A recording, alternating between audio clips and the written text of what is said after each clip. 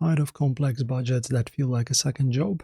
This year, Quicken Simplifi's spending plan has been redesigned to do the heavy lifting for you. Instead of traditional envelope budgeting, it shows you exactly what's left to spend in real time.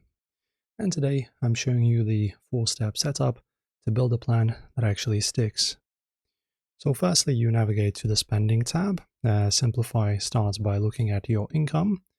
It automatically pulls in your recurring paychecks, but this year, you can now use the advanced rules to include or exclude non-recurring income with one click.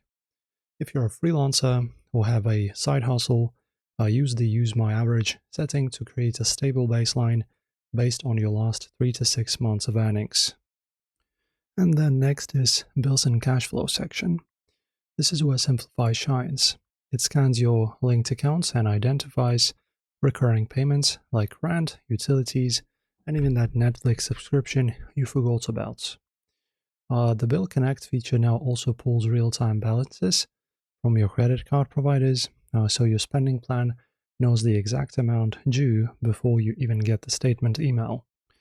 And now for the variable stuff. Planned spending. These are categories like groceries, gas, and dining out. Click Add Category and set a target.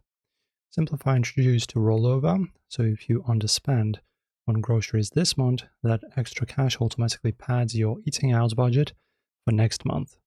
It's the ultimate flexible way to manage your day-to-day cash without feeling restricted. And also, before it gives you your available to spend number, Simplifi subtracts your savings goals. Whether you're saving for a vacation or a new car, you can link these goals directly to the spending plan. And that's how you build a stress-free financial roadmap this year. If this spending plan tutorial helped you find some extra breathing room today, don't forget to like and subscribe.